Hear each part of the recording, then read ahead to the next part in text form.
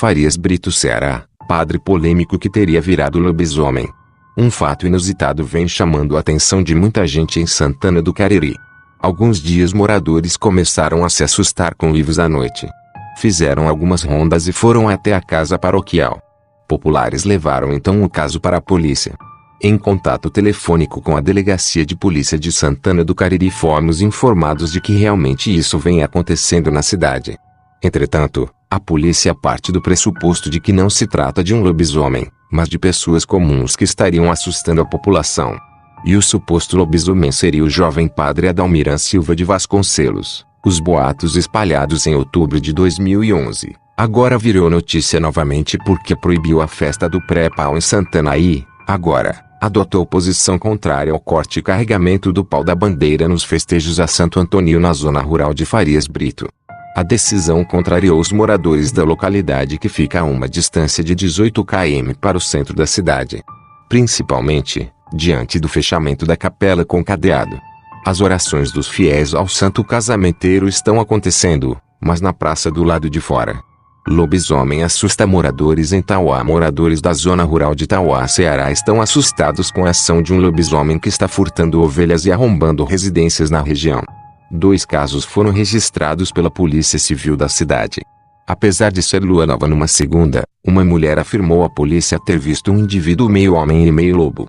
Na terça-feira, um garoto de 12 anos também disse aos policiais que viu uma figura semelhante perto de sua casa. Ambos os relatos indicam que a figura é muito feia e exala cheiro de enxofre. Acredito que se trata de uma pessoa que usa uma máscara de lobisomem para assustar os moradores da região, que acreditam muito em folclore. São pessoas inocentes e ingênuas, disse Marcos Sandro Lira, delegado regional de Tauá. Ele confirmou ter registrado 2 boletins de ocorrência sobre o caso. Estamos investigando um possível grupo que está agindo dessa maneira para cometer crimes, mas nada que seja sobrenatural, disse Lira. Na cidade, o caso já foi apelidado de o mistério da meia-noite e vem sendo tratado com humor. Durante o ano de 2009, moradores da cidade de Canhotinho, em Pernambuco, tiveram suas rotinas afetadas. Crianças praticamente não saíam de casa durante a noite. Os adultos trancavam as portas depois das 22 horas e os que arriscavam quebrar esse comportamento tinham receio de serem atacados por um suposto lobisomem que estaria rondando a cidade. Segundo a população, um bicho como este teria atormentando a cidade no ano de 2001 e em 2009 o animal estaria de volta uivando e atacando animais durante a noite. Foram vários os relatos de pessoas que viram o monstro ou que tomaram conhecimento de sua presença em Canhotinho. Um dos relatos que mais aumentou o pavor, na época, ocorreu depois do ataque ocorrido em um sítio onde a agricultora Maria do Carmo Soares, de 57 anos, garantiu ter visto o lobisomem comendo os cachorros de sua casa. Eu estava assistindo televisão quando me levantei para ir apagar a luz da cozinha quando vi uma coisa estranha pela brecha da porta. Fui aspirar e vi um bicho grande, todo peludo, com orelhas grandes e todo preto. Ele estava comendo um dos meus cachorros. Conta a agricultora, ela estava sozinha e chorou muito de medo. No outro dia encontrou os seus 3 cachorros mortos. Os pedaços deles estavam espalhados pelo terreiro. Eu nunca na minha vida vi um cachorro ser morto daquele jeito. Eu só consegui encontrar 3 pernas e uma cabeça dos cachorros. O resto ele deve ter engolido.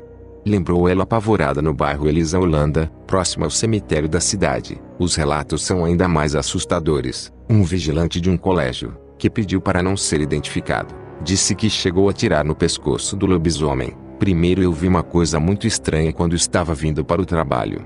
Foi por trás do cemitério. Era como se fosse ele, o lobisomem, se transformando.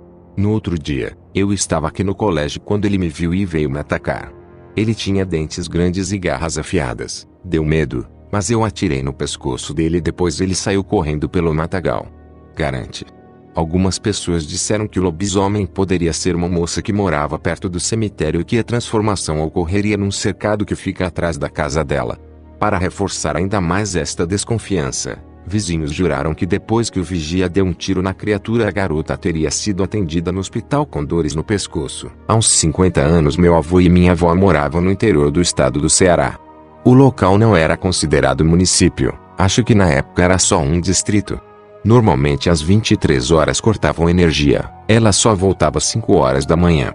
Um dia meu avô voltava da casa da minha avó, No tempo eles ainda eram namorados, mais ou menos de 22 a 23. A hora não era muito consultada. No dia ele resolveu pegar um atalho para sua casa. Enquanto caminhava ele ouviu o mesmo barulho de um carroço correndo. Acostumado com esse barulho ele não se alertou ou amedrontou. Ele ouviu isso cada vez mais perto. Chega uma hora que ele para de ouvir e sente um cheiro muito forte de enxofre. O cheiro do inferno, descreve ele. Ele parou repentinamente e ouviu um relincho de porco vindo de trás dele. Ele virou repentinamente e viu a criatura mais horrenda de toda a sua vida. Ele a descreve como do tamanho de um jumento novo. Seu pelo era grosso e totalmente preto com as pontas cinzas. Seus olhos eram totalmente avermelhados. 2 grandes e afiados dentes estavam à mostra.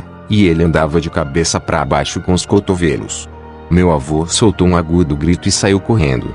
A criatura foi atrás. Andava incrivelmente rápido e meu avô calculou que se continuasse a correr em linha reta seria pego. Então ele resolveu entrar dentro da caatinga, plantação típica da região. Sem pensar 2 vezes a criatura correu e foi atrás dele. Depois de mais ou menos 1 quilômetro meu avô estava exausto e todo arranhado por causa dos espinhos e dos galhos.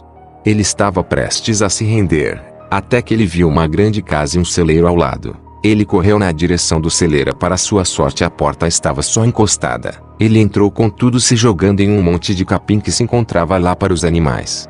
A criatura não ousou entrar e ficou lá fora relinchando. Meu avô passou a noite ali. Quando o sol apareceu a criatura se amedrontou e fugiu. Ele só saiu de lá mais ou menos ao meio-dia. Atualmente ele acredita que a criatura não ousou entrar no celeiro pois o celeiro é um lugar sagrado. Jesus nasceu em um